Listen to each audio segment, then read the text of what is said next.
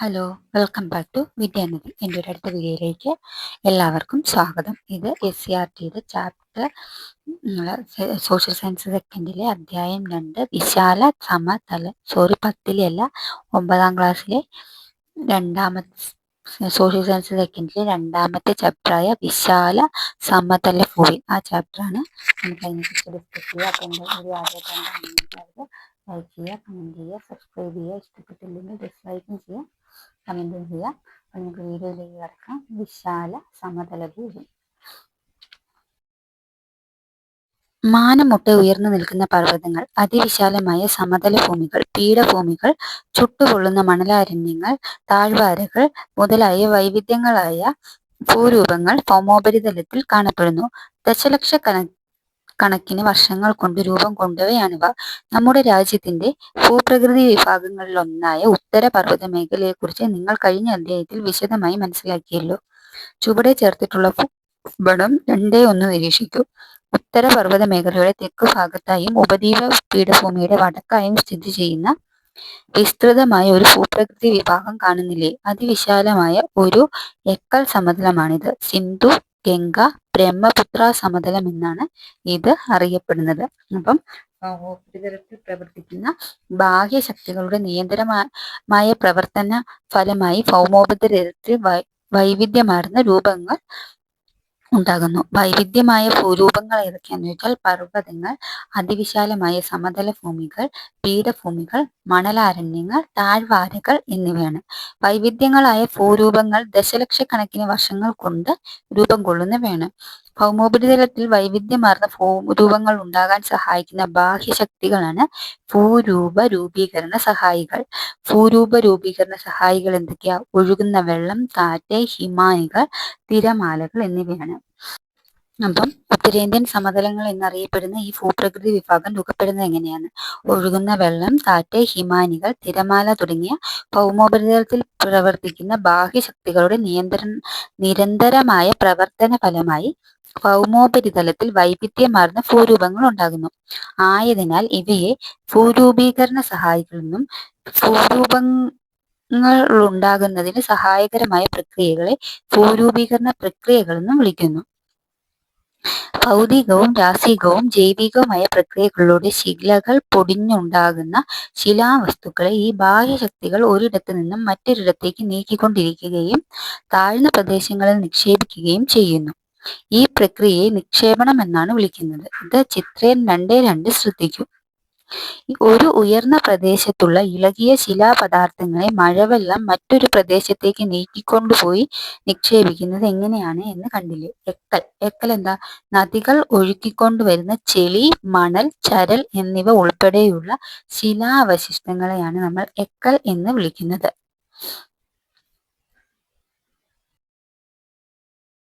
ഉയർന്ന പ്രദേശങ്ങളിൽ നിന്നും ഉത്ഭവിക്കുന്ന നീർച്ചാലുകൾ ചെറുചാലുകളായി ഒഴുകിച്ചേർന്ന് അരുവികളാകുകയും പല അരുവികൾ ചേർന്ന് നദിയായി വികാസം പ്രാപിക്കുകയും ചെയ്യുന്നു. ഉയർന്ന പ്രദേശങ്ങളിൽ നിന്നും ഉത്ഭവിച്ചൊഴുകുന്ന നദികൾ വഹിച്ചുകൊണ്ടുവരുന്ന അവസാദങ്ങൾ താഴ്ന്ന പ്രദേശങ്ങളിൽ നിക്ഷേപിച്ച് കാലക്രമേണ അതിവിശാലമായ എക്കൽ സമതലങ്ങൾ ഉൾപ്പെടെയുള്ള നിക്ഷേപ ഭൂരൂപങ്ങൾ സൃഷ്ടിക്കുന്നു. അപ്പം നദികൾ ഉത്ഭവിക്കുന്ന പ്രദേശമാണ് പ്രഭവ സ്ഥാനം. നദികൾ ഉത്ഭവിക്കുന്ന സ്ഥാനമാണ് പ്രഭവ സ്ഥാനം. അവ കടലിലോ മറ്റെന്തെങ്കിലും ജലാശയത്തിലോ പതിക്കുന്ന ഇടത്തെ നദീമുഖം എന്നും വിളിക്കുന്നു.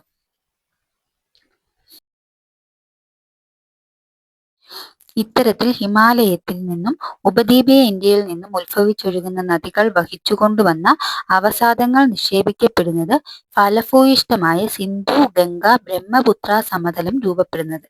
എങ്ങനെയാണ് സിന്ധു ബ്രഹ്മത്തിന്? ഇത്തരത്തിൽ ഹിമാലയത്തിൽ നിന്നും ഉപദ്വീപീയ ഇന്ത്യയിൽ നിന്നും ഉത്ഭവിച്ചൊഴുകുന്ന നദികൾ വഹിച്ചുകൊണ്ടുവരുന്ന അവസാദങ്ങൾ നിക്ഷേപിക്കപ്പെട്ടാണ് ഫലഭൂയിഷ്ഠമായ സിന്ധു ഗംഗ ബ്രഹ്മപുത്ര സ്ഥലം രൂപം കൊണ്ടത്.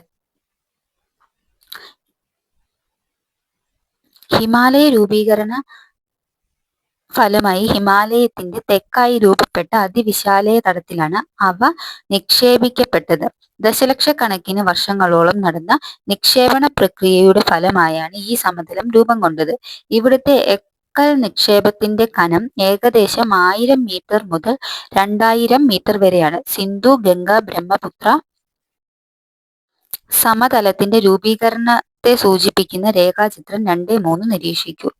അപ്പൊ ഇതാണ് ആ ചിത്രം. ടിബറ്റൻ പീഠഭൂമി, ഹിമാദ്രി, ഹിമാചൽ, സിവാലിക്, സിന്ധു, ബ്രഹ്മപുത്ര സമതലം, ഉപദ്വീപീയ പീഠഭൂമി, അവസാന നിക്ഷേപ ചിത്രം. അപ്പം ഇത്രയാണ് അതിൻ്റെ അകത്ത് പറയുന്നത്. അടുത്തത് സിന്ധു, ഗംഗ, ബ്രഹ്മപുത്രത്തിലൂടെ ഒഴുകുന്ന നദികൾ ഏതൊക്കെയാണെന്ന് ഭൂപടം നിരീക്ഷിച്ച് പട്ടികപ്പെടുത്തു. ഏതൊക്കെയാണ്? ഗംഗ, യമുന, ബെദ്വ. കൂടെ ബാക്കി അറിയാവുന്നവർ കമന്റ് ചെയ്യേ. ഇപ്പം നമ്മൾ പറഞ്ഞില്ലേ കഴിഞ്ഞ വീഡിയോയിൽ ഇതിലും ഒക്കെ ആയിട്ട്, കഴിഞ്ഞ ക്ലാസ്സിൽ ഇതിലൊക്കെ ആയിട്ട്. അപ്പോൾ അത് നോക്കാൻ. ഹിമാലയത്തിൽ നിന്നും ഉപദ്വീപീയ പീഠഭൂമിയിൽ നിന്നും ഉത്ഭവിച്ചൊഴുകുന്ന ഈ നദികളെ യഥാക്രമം ഹിമാലയൻ നദികളെന്നും ഉപദ്വീപീയ നദികളെന്നും വിളിക്കുന്നു. സിന്ധു, ഗംഗ, ബ്രഹ്മപുത്ര സമതലത്തിലൂടെ ഒഴുകുന്ന നദികളെ അവയുടെ ഉത്ഭവസ്ഥാനത്തെ അടിസ്ഥാനമാക്കി ഹിമാലയൻ നദികളെന്നും ഉപദ്വീപീയ നദികളെന്നും തരം തിരിച്ച് പട്ടികപ്പെടുത്തുക. ഇതിനായി ചിത്രം 2.1, 2.4 എന്നിവ ഉപയോഗപ്പെടുത്തുമല്ലോ. അപ്പൊ ഹിമാലയൻ നദികൾ ഏതൊക്കെയാ പറയട്ടെ.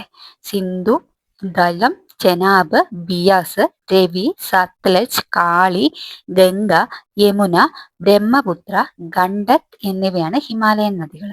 ഏതൊക്കെയാണ്? സിന്ധു, ഗംഗ, ബ്രഹ്മപുത്ര, സിന്ധു, ചലം, ചിനാബ്, ബിയാസ്, രവി, സത്ലജ്, കാളി, യമുന, ഗംഗ, ബ്രഹ്മപുത്ര, ഗണ്ഡക് എന്നിവ. ഇനി ഉപദ്വീപീയ പീഠഭൂമിയിൽ നിന്ന് ഉത്ഭവിക്കുന്ന നദികൾ ഉപദ്വീപീയ നദികൾ. അതേതൊക്കെയാ? ലൂണി, കെൻ, സോൺ, സിദ്ധ്, ബെത്വ എന്നിവ. ഏതൊക്കെയാ? ലൂണി, കെൻ, സോൺ, സിദ്ധ്, ബെത്വ എന്നിവ. സിന്ധു നദിമുഖം മുതൽ ഗംഗാ നദിമുഖം വരെ ഏകദേശം 3200 കിലോമീറ്റർ നീളത്തിൽ വ്യാപിച്ചു കിടക്കുന്ന ഈ സമതലം ലോകത്തിലെ തന്നെ ഏറ്റവും വലിയ എക്കൽ പ്രദേശമാണ്. അതായത് സിന്ധു നദിമുഖം മുതൽ ഗംഗാ നദിമുഖം വരെ ഏകദേശം 3000 കിലോമീറ്റർ നീളത്തിൽ വ്യാപിക്കുന്ന സമതലം ഏതാണ്?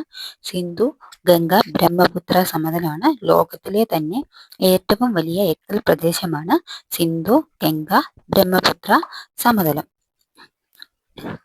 ഏകദേശം 2400 കിലോമീറ്റർ നീളത്തിൽ ഈ സമതലം ഇന്ത്യയിൽ വ്യാപിച്ചിരിക്കുന്നു. കിഴക്കിൽ നിന്നും പടിഞ്ഞാറോട്ട് വിശാലമാകുന്ന ഈ സമതലത്തിൽ ശരാശരി വീതി 150 കിലോമീറ്റർ മുതൽ 300 കിലോമീറ്റർ വരെയാണ്.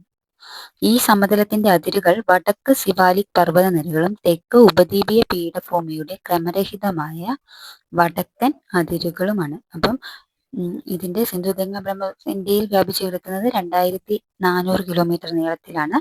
കിഴക്ക് നിന്നും പടിഞ്ഞാറോട്ട് വിശാലമാകുന്ന സിന്ധു, ഗംഗ, ബ്രഹ്മപുത്ര സമതലത്തിന്റെ ശരാശരി വീതി 150 കിലോമീറ്റർ മുതൽ 300 കിലോമീറ്റർ വരെയാണ്.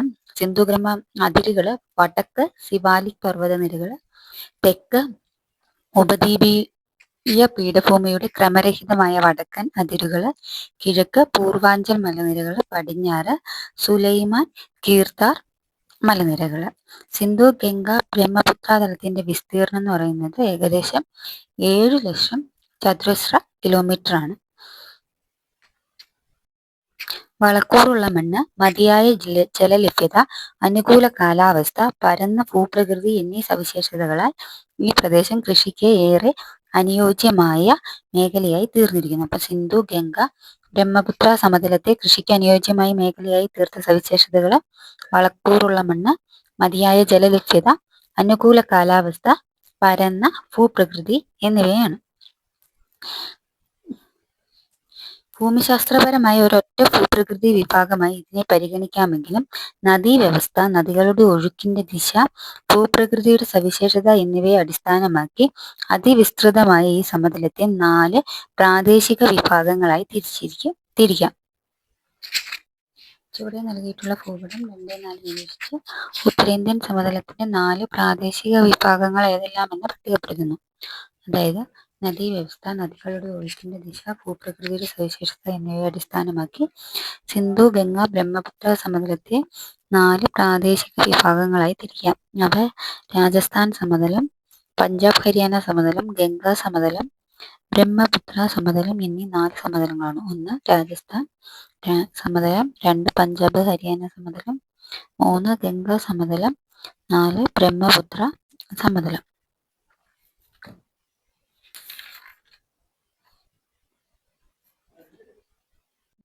ഇനി ഓരോ പ്രാദേശിക വിഭാഗങ്ങളും സവിശേഷതകളും എന്തെന്ന് നമുക്ക് പരിശോധിക്കാം.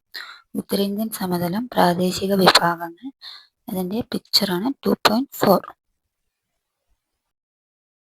രാജസ്ഥാൻ സമതലം. ഥാർ മരുഭൂമി ഉൾപ്പെടുന്ന രാജസ്ഥാൻ സമതലം ഉത്തരേന്ത്യൻ സമതലത്തിന്റെ പടിഞ്ഞാറേ അറ്റമാണ്. ഥാർ മരുഭൂമിയുടെ 2/3 ഭാഗവും രാജസ്ഥാനിലാണ് സ്ഥിതി ചെയ്യുന്നത്. ബാക്കി ഭാഗം ഹരിയാന, പഞ്ചാബ്, ഗുജറാത്ത് എന്നീ അയൽ സംസ്ഥാനങ്ങളിലായി വ്യാപിച്ചു കിടക്കുന്നു. യഥാർത്ഥ മരുഭൂമി മേഖല അഥവാ മരുസ്ഥലി എന്നും അർദ്ധ മരുഭൂമി മേഖല, അർദ്ധവരണ്ട സമതലം അഥവാ രാജസ്ഥാൻ ബാഗാർ എന്നും ഥാർ മരുഭൂമിയെ 2 പ്രധാന മേഖലകളായി തരംതിരിക്കാം. ഥാർ മരുഭൂമിയുടെ ഭൂമിശാസ്ത്രമായ സവിശേഷതകൾ തുടർന്നുള്ള പാഠഭാഗങ്ങളിൽ പ്രതിപാദിച്ചിട്ടുണ്ട്. അരാവലി പർവ്വത നിരയുടെ പടിഞ്ഞാറാണ് രാജസ്ഥാൻ സമതലം സ്ഥിതി ചെയ്യുന്നത്. അപ്പോൾ ഉത്തരേന്ത്യൻ സമതലത്തിന്റെ പടിഞ്ഞാറ് അറ്റമാണ് രാജസ്ഥാൻ സമതലം. ഥാർ മരുഭൂമി ഉൾപ്പെടുന്ന സമതലമാണ് രാജസ്ഥാൻ സമതലം. ഥാർ മരുഭൂമിയുടെ 2/3 ഭാഗവും രാജസ്ഥാനിലാണ് സ്ഥിതി ചെയ്യുന്നത്. ഥാർ മരുഭൂമിയുടെ 2/3 ഭാഗവും രാജസ്ഥാനിലാണ് സ്ഥിതി ചെയ്യുന്നത്. ഥാർ മരുഭൂമിയുടെ ബാക്കി ഭാഗം ഹരിയാന, പഞ്ചാബ്, ഗുജറാത്ത് എന്നീ അയൽ സംസ്ഥാനങ്ങളിൽ വ്യാപിച്ചു കിടക്കുന്നു. ഥാർ മരുഭൂമിയെ 2 പ്രധാന മേഖലകളായി തിരിക്കാം. മരുസ്ഥലി, യഥാർത്ഥ മരുഭൂമി മേഖല, രാജസ്ഥാൻ ബാഗർ, അർദ്ധ മരുഭൂമി മേഖല അഥവാ അർദ്ധവരണ്ട സമതലം. രാജസ്ഥാൻ സമതലം സ്ഥിതി ചെയ്യുന്നത് ആരവല്ലി പർവ്വത നിരയുടെ പടിഞ്ഞാറാണ്. രാജസ്ഥാൻ സമതലം സ്ഥിതി ചെയ്യുന്ന ആരവല്ലി പർവ്വത നിരയുടെ പടിഞ്ഞാറാണ്. ആരവല്ലി പർവ്വത നിരയ്ക്ക് രാജസ്ഥാൻ സമതലത്തിന്റെ കാലാവസ്ഥയിലുള്ള സ്വാധീനം തെക്ക് പടിഞ്ഞാറ് മുതൽ കിഴക്ക് വരെ തെക്ക് പടിഞ്ഞാറൻ മൺസൂൺ കാറ്റിന് സമാന്തരമായി ആരവല്ലി പർവ്വതം സ്ഥിതി ചെയ്യുന്നതിനാൽ നീരാവി സമ്പുഷ്ടമായ തെക്ക് പടിഞ്ഞാറൻ മൺസൂൺ കാറ്റ് ആരവല്ലി പർവ്വതത്തിന്റെ പടിഞ്ഞാറൻ ഭാഗം കടക്കുന്നില്ല. തൽഫലമായി ആരവല്ലി പർവ്വതത്തിന്റെ പടിഞ്ഞാറൻ ഭാഗം വരണ്ട പ്രദേശമായും കാറ്റിന്റെ ദിശയിലുള്ള ഭാഗം മഴയെ ആശ്രയിക്കുന്ന പ്രദേശമായും മാറിയിരിക്കുന്നു. രാജസ്ഥാന്റെ ജൈവ വൈവിധ്യത്തിൽ ആരവല്ലി പർവ്വതം ഒരു പ്രധാന പങ്ക് വഹിക്കുന്നു. രാജസ്ഥാൻ സമതലത്തിന്റെ പ്രധാന ഉപ്പ് തടാകങ്ങളാണ് സാംബർ, ദിദ്വാന, സർഗോർ. രാജസ്ഥാൻ സമതലത്തിലെ പ്രധാന നദിയാണ് ലൂണി. കാലികമായി മാത്രം നീരൊഴുക്കുള്ള നദിയാണ് ലൂണി. ലൂണി ഈ സമതലത്തിന്റെ പ്രധാന നദിയാണ്. രാജസ്ഥാനിൽ നിരവധി ഉപ്പ് തടാകങ്ങളുണ്ട്. സംബർ, ദിദ്വാന, സർഗോർ എന്നിവ രാജസ്ഥാൻ സമതലത്തിലെ പ്രധാന ഉപ്പ് തടാകങ്ങളാണ്. രണ്ടാമത്തേതാണ് പഞ്ചാബ് ഹരിയാന സമതലം. രാജസ്ഥാൻ സമതലത്തിന്റെ പ്രധാന സവിശേഷതയെക്കുറിച്ച് നിങ്ങൾ മനസ്സിലാക്കിയല്ലോ. രാജസ്ഥാൻ സമതലത്തിൽ നിന്നും കിഴക്കോട്ടും വടക്ക് കിഴക്കോട്ടും സഞ്ചരിച്ചാൽ ഉത്തരേന്ത്യൻ സമതലം ക്രമേണ ഫലഭൂയിഷ്ഠമായ ഒരു സമതലമായി മാറുന്നത് നിങ്ങൾക്ക് കാണുവാൻ കഴിയും. രാജസ്ഥാൻ സമതലത്തിന്റെ കിഴക്കും വടക്ക് കിഴക്കുമായി വ്യാപിച്ചിരിക്കുന്ന സമതല ഭാഗമാണ് പഞ്ചാബ് ഹരിയാന സമതലം. ഉത്തരേന്ത്യൻ സമതലത്തിന്റെ പടിഞ്ഞാറ് ഭാഗമാണ്. യമുനാ തീരം വരെ വ്യാപിച്ചു കിടക്കുന്ന ഈ സമതലത്തിന്റെ കിഴക്കൻ അതിര് യമുന നദിയാണ്. അപ്പം രാജസ്ഥാൻ സമതലത്തിൽ നിന്നും കിഴക്കോട്ടും വടക്ക് കിഴക്കോട്ടും സഞ്ചരിച്ചാൽ ഉത്തരേന്ത്യൻ സമതലം ക്രമേണ ഫലഭൂയിഷ്ഠമായ ഒരു സമതലമായി മാറുന്നു. രാജസ്ഥാൻ സമതലത്തിന്റെ കിഴക്കും വടക്ക് കിഴക്കുമായി വ്യാപിച്ചിരിക്കുന്ന സമതല ഭാഗമാണ് പഞ്ചാബ് ഹരിയാന സമതലം. ഉത്തരേന്ത്യൻ സമതലത്തിന്റെ പടിഞ്ഞാറ് ഭാഗം എന്ന് പറയുന്നത് പഞ്ചാബ് ഹരിയാന സമതലമാണ്. യമുനാതീരം വരെ വ്യാപിച്ചിരിക്കുന്ന പഞ്ചാബ് ഹരിയാന സമതലത്തിന്റെ കിഴക്കൻ അതിര് യമുന നദിയാണ്. പഞ്ചാബ് ഹരിയാന സമതലത്തിന്റെ പടിഞ്ഞാറ് ഭാഗമുള്ള പ്രധാന ഭൂവിഭാഗം രാജസ്ഥാൻ സമതലമാണ്. ഇന്ത്യയിൽ പഞ്ചാബ്, ഹരിയാന, ഹിമാചൽ പ്രദേശ് എന്നീ സംസ്ഥാനങ്ങളിലായി വ്യാപിച്ചിരിക്കുന്ന ഈ സമതലത്തിന്റെ വ്യാപ്തി ഏകദേശം 1.75 ദശലക്ഷം ചതുരശ്ര കിലോമീറ്ററാണ്. പടിഞ്ഞാറോട്ട് നേരിയ ചരിവുള്ള ഈ സമതലത്തിന്റെ പ്രധാന ഭാഗമായ പഞ്ചാബ് സമതലം മുഖ്യമായും സത്ലജ്, ഝലം, ചിനാബ്, രവി, ബിയാസ് എന്നീ നദികൾ വഹിച്ചുകൊണ്ടുവരുന്ന അവസാദങ്ങൾ നിക്ഷേപിക്കപ്പെട്ട് രൂപം കൊണ്ടതാണ്. പഞ്ചാബ് 5 നദികളുടെ നാടെന്നും അറിയപ്പെടുന്നു. പഞ്ചാബ് ഹരിയാന സമതലത്തെ 5 പ്രധാന ദ്വീപുകളായി തരം തിരിച്ചിരിക്കുന്നു. എന്താണ് ദ്വീപുകളെന്നറിയാമോ? പരസ്പരം കൂടിച്ചേർന്ന് 2 നദികൾക്കിടയിലുള്ള കരഭാഗമാണ് ദ്വീപുകൾ. ചിത്രം 2.5 നിരീക്ഷിക്കൂ. അപ്പം ഇന്ത്യയിൽ പഞ്ചാബ്, ഹരിയാന, ഹിമാചൽ പ്രദേശ് എന്നീ സംസ്ഥാനങ്ങളിലായി വ്യാപിച്ചിരിക്കുന്ന സമതലമാണ് പഞ്ചാബ് ഹരിയാന സമതലം. പഞ്ചാബ് ഹരിയാന സമതലത്തിന്റെ ഏകദേശ വ്യാപ്തി 1.75 ചതുരശ്ര കിലോമീറ്റർ ആണ്. പടിഞ്ഞാറോട്ട് നേരിയ ചരിവുള്ള ഈ സമതലത്തിന്റെ പ്രധാന ഭാഗമായ പഞ്ചാബ് സമതലം മുഖ്യമായും സത്ലജ്, ഝലം, ചിനാബ്, രവി, ബിയാസ് എന്നീ നദികൾ വഹിച്ചുകൊണ്ടുവരുന്ന അവസാദങ്ങൾ നിക്ഷേപിക്കപ്പെട്ട് രൂപം കൊണ്ടതാണ്. അതുകൊണ്ട് 5 നദികൾ എന്നുണ്ട്. അപ്പൊ 5 നദികൾ ഏതൊക്കെയാണ്? സത്ലജ്, ഝലം, ചിനാബ്, രവി, ബിയാസ് എന്നിവയാണ് ആ 5 നദികൾ. പിന്നെ 5 പ്രധാന ദ്വീപുകളുമായിട്ട് തരംതിരിച്ചിട്ടുണ്ട്. എന്താ ദ്വീപ് എന്ന് വെച്ചാൽ പരസ്പരം കൂടിച്ചേരുന്ന 2 നദികൾക്കിടയിലുള്ള കരഭാഗം, അതാണ് ദ്വീപുകൾ എന്ന് പറയുന്നത്. പ്രധാന ദ്വീപുകൾ അതെന്തൊക്കെയാന്ന് നോക്കാം. ബീസ്റ്റ് ജലതന്തർ ദ്വീപ് ബിയാസ്, സത്ലജ് എന്നീ നദികൾക്കിടയിൽ സ്ഥിതി ചെയ്യുന്നു. ബീസ്റ്റ് ജലതന്തർ ദ്വീപ് ബിയാസ്, സത്ലജ് എന്നീ നദികൾക്കിടയിൽ സ്ഥിതി ചെയ്യുന്നു. ബാരി ദ്വീപ് ബിയാസ്, രവി എന്നീ നദികൾക്കിടയിൽ സ്ഥിതി ചെയ്യുന്നു. രചന ദ്വീപ് രവി, ചിനാബ് എന്നീ നദികൾക്കിടയിൽ സ്ഥിതി ചെയ്യുന്നു. ചാച്ച് ദ്വീപ് ചിനാബ്, ഝലം എന്നീ നദികൾക്കിടയിൽ സ്ഥിതി ചെയ്യുന്നു. സിദ്സാഗർ ദ്വീപ് ഝലം, ചിനാബ് നദികൾക്കും സിന്ധു നദികൾക്കുമിടയിൽ സ്ഥിതി ചെയ്യുന്നു. ഇനി അടുത്തതാണ് ഗംഗാ സമതലം. പഞ്ചാബ് ഹരിയാന സമതലത്തിന്റെ കിഴക്കായി സ്ഥിതി ചെയ്യുന്ന സമതല വിഭാഗമാണിത്.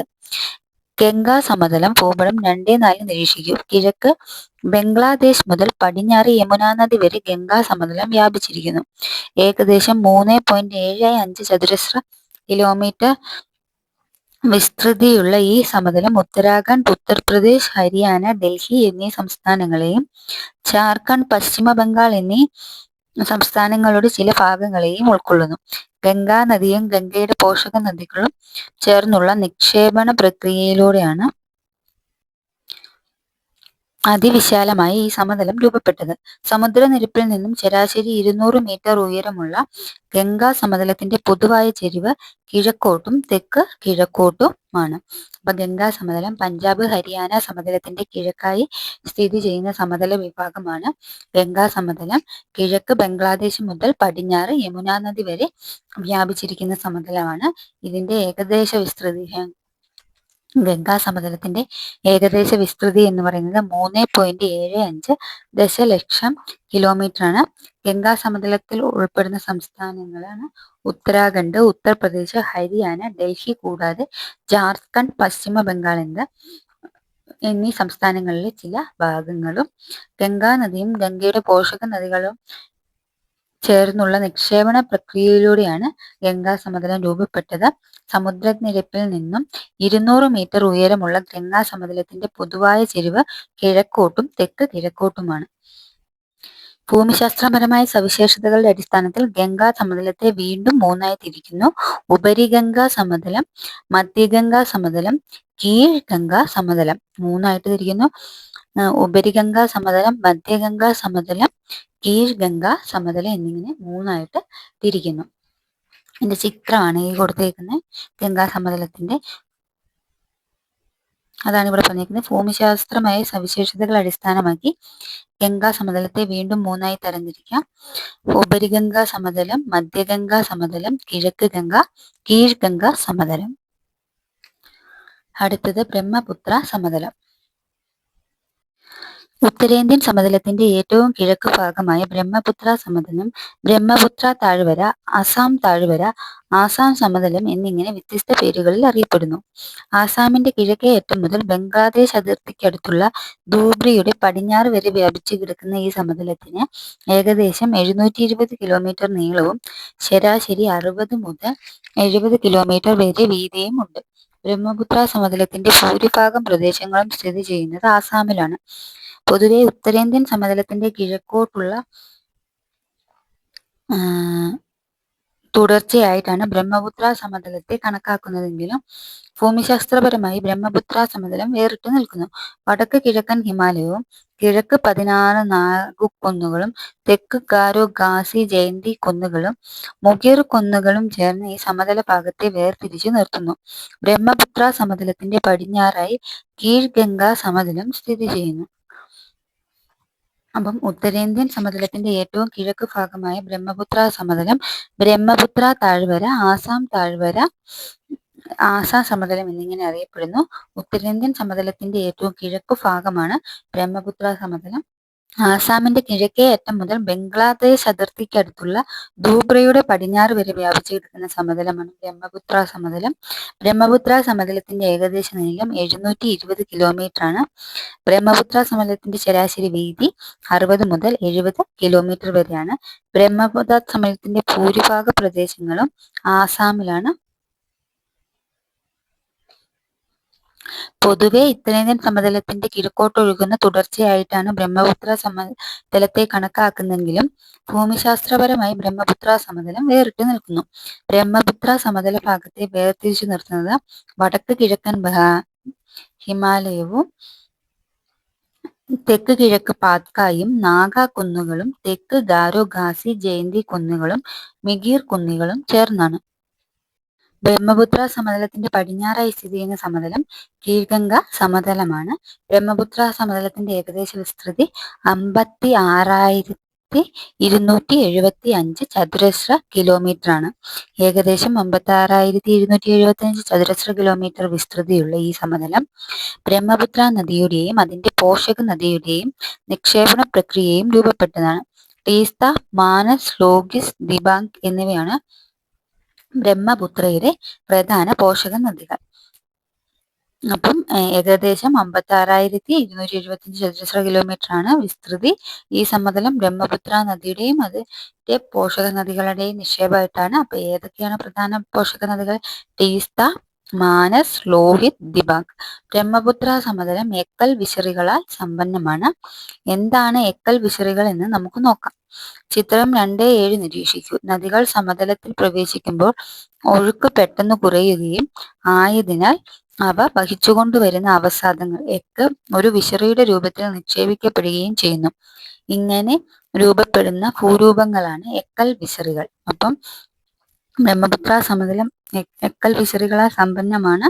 നദികൾ സമതലത്തിന്റെ പ്രവേശിക്കുമ്പോൾ ഒഴുക്ക് പെട്ടെന്ന് കുറയുകയും ആയതിനാൽ അവ വഹിച്ചുകൊണ്ടുവരുന്ന എക്കൽ ഒരു വിശറിയുടെ രൂപത്തിൽ നിക്ഷേപിക്കപ്പെടുകയും ചെയ്യുന്നതിനുള്ളിൽ രൂപപ്പെടുന്ന ഭൂരൂപങ്ങളാണ് എക്കൽ വിശറികൾ.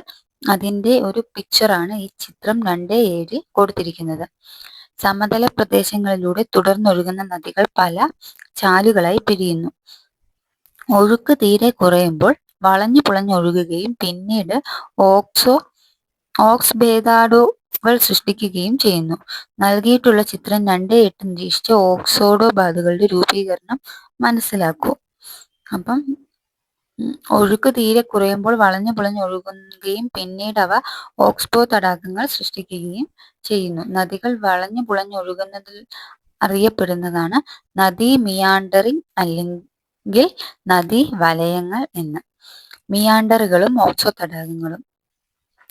നദി താരതമ്യേന ചെരിവ് കുറഞ്ഞതോ നേരിയ ചെരിവുള്ളതോ ആയ പ്രദേശങ്ങളിലൂടെ കടന്നു പോകുമ്പോൾ അവസാദ നിക്ഷേപങ്ങൾ നദിയുടെ ഒഴുക്കിനെ തടസ്സപ്പെടുത്തുന്നു. അതിന്റെ ഫലമായി നദി വളഞ്ഞു പുളഞ്ഞൊഴുകി വലയങ്ങൾ, മിയാൻഡറുകൾ സൃഷ്ടിക്കുന്നു. തുടർച്ചയായ അപരദന നിക്ഷേപണ പ്രക്രിയ മൂലം ഇത്തരം വലയങ്ങൾ കൂടുതൽ വളയുന്നു. പിന്നീട് ഒഴുക്ക് കൂടുമ്പോൾ നദി നേർഗതി സ്വീകരിക്കുകയും നിക്ഷേപണം മൂലം വളഞ്ഞൊഴുകിയ ഭാഗം നദിയുടെ പ്രധാന ഭാഗത്തു നിന്നും വേർപെട്ട് ഒറ്റപ്പെട്ട തടാകമായി മാറുകയും ചെയ്യുന്നു. ഇത്തരം തടാകങ്ങളാണ് ഓക്സ്ബോ തടാകങ്ങൾ. അതിന്റെ ചിത്രമാണ് ഈ കൊടുത്തിരിക്കുന്നത്. ചിത്രം 2.9 നദീ മിയാൻഡിങ്ങിന്റെയും 2.10 ഓക്സ്ബോ തടാകങ്ങളുടെയും ചിത്രമാണ് ഈ കൊടുത്തിരിക്കുന്നത്.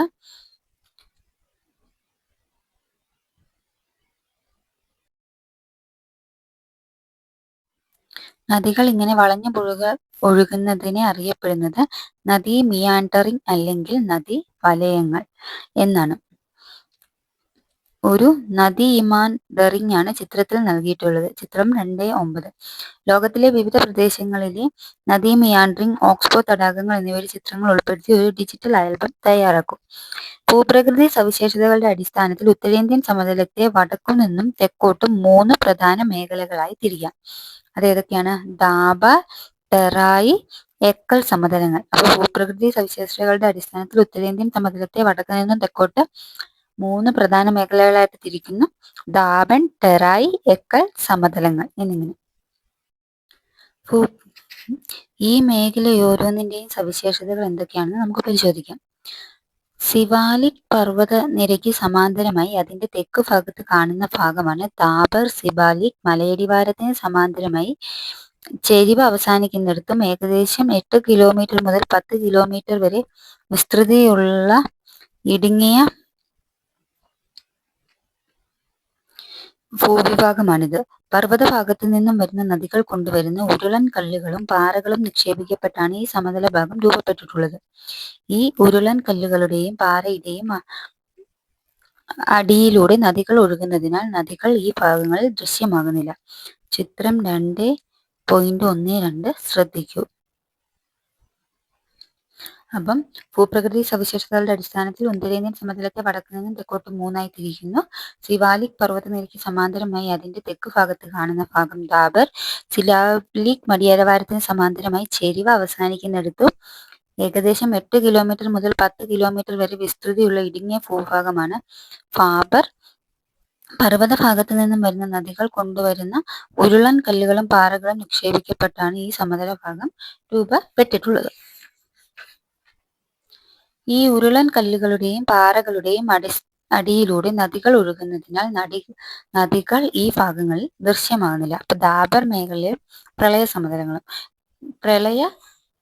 എക്കൽ നിക്ഷേപിച്ച് രൂപപ്പെടുന്ന സമതലങ്ങളായതിനാൽ ഇവയെ പ്രളയ സമതലങ്ങൾ എന്ന് വിളിക്കുന്നു.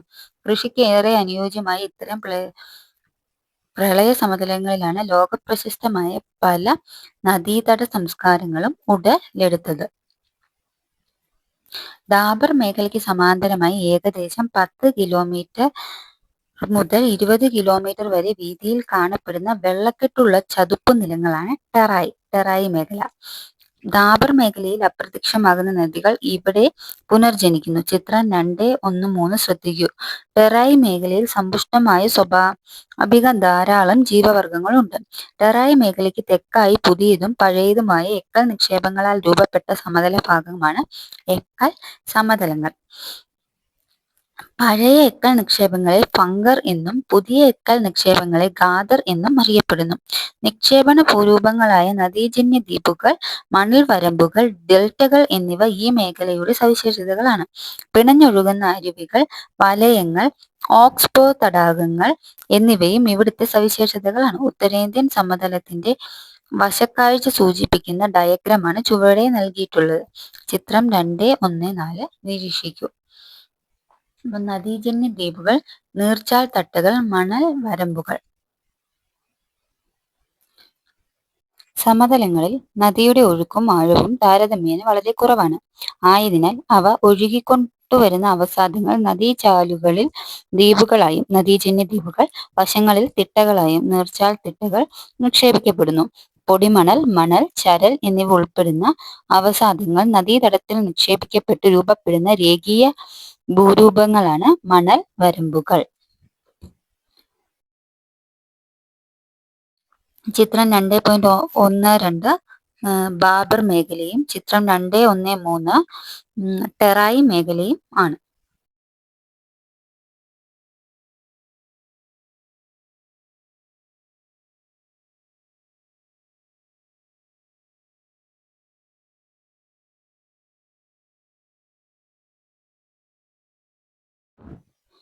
രണ്ടേ ഒന്ന് നാല് കൊടുത്തേക്കുന്നത് ആദ്യം ഹിമാലയം, പിന്നെ ബാബർ, ടെറായി, ഫംഗർ, ഗാദർ, നദീ താഴ്വാര, ഉത്തരേന്ത്യൻ സമതലത്തിന്റെ വശക്കാഴ്ചയാണ് ഈ പിക്ചറിൽ കൊടുത്തിരിക്കുന്നത്.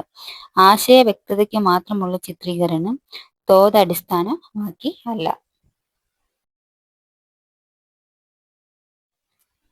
ഉത്തരേന്ത്യൻ സമതലങ്ങളുടെ ഭൂപ്രകൃതി വിഭാഗങ്ങളിൽ കൃഷിക്കേറി അനുയോജ്യമായ വിഭാഗം ഏതായിരിക്കാം?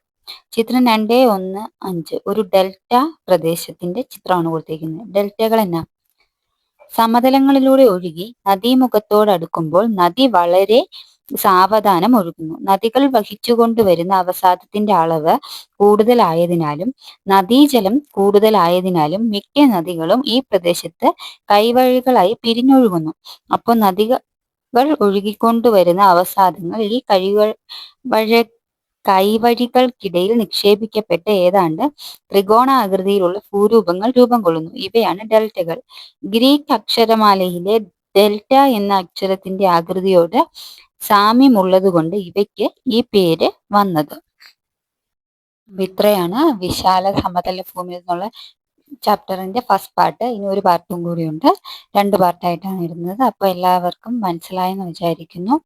ഞാനിപ്പം ഞാൻ ഇതുവരെ ഇട്ടതും ഇപ്പം ഇട്ടുകൊണ്ടിരിക്കുന്നതും ഒക്കെ SCERTയുടെ LGSനും പ്രിലിംസിനും ഒക്കെ വേണ്ടി വരുന്ന വളരെ ഇമ്പോർട്ടൻ്റ് ആയിട്ടുള്ള ചാപ്റ്റേഴ്സ് ആണ്. ഏറ്റവും കൂടുതൽ ചോദ്യങ്ങൾ വന്നിട്ടുള്ളതും വരാൻ ചാൻസ് ഉള്ളതുമായ ഇതാണ്. അപ്പോൾ കണ്ടു നോക്കൂ. അപ്പോൾ താങ്ക് യു ഓൾ. അടുത്ത വീഡിയോ ആയിട്ട് കാണാം.